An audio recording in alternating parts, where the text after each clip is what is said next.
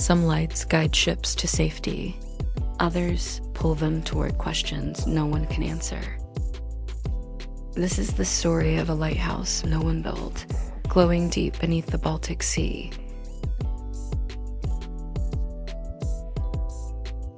In early spring 1864, sailors and fishermen began reporting strange sightings off the Irbe Strait between the Danish island of Bornholm and the Swedish coast. Every night, a faint bluish light was seen flickering. It wasn't from a lighthouse. It was coming from beneath the sea. It was always in the same location.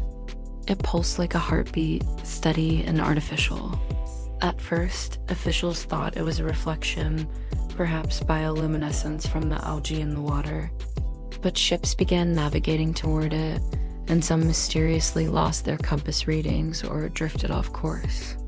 Captain Emil Krastins, a naval engineer obsessed with light and machinery, was sent to investigate. What he found in the shipping records chilled him. The light appeared only on new moons, only at low tide, and every time, compasses failed. So he organized a small expedition, equipped with local divers, a small submersible bell, and a logbook full of theories.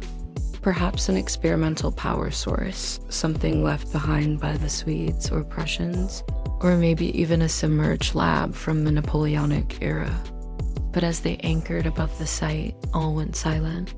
No sound, no birds, no movement.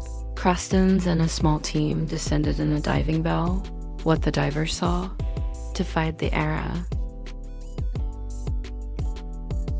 Krastins dove himself. He dove alone. What he saw he never recorded. When he surfaced, he said nothing, but he wrote one line in his logbook: "Not human, not ours, not now." 2 days later, a Russian naval warship arrived. The site was declared restricted,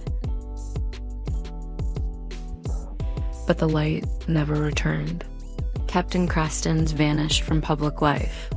His house was later found empty, except for a sealed envelope addressed to the University of Tartu.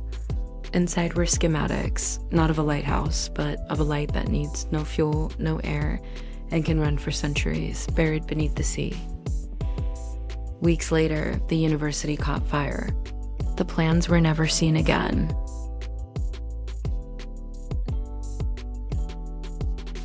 But the story doesn't end there. In 1997, NATO sonar picked up something strange, a circular object 30 meters below, in that same spot. Scans were inconclusive, but divers reported severe disorientation. And when whispered off the record, the light is still pulsing.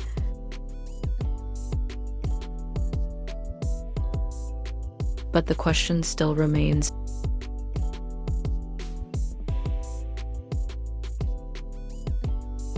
Are these lights the result of human activity or something more sinister?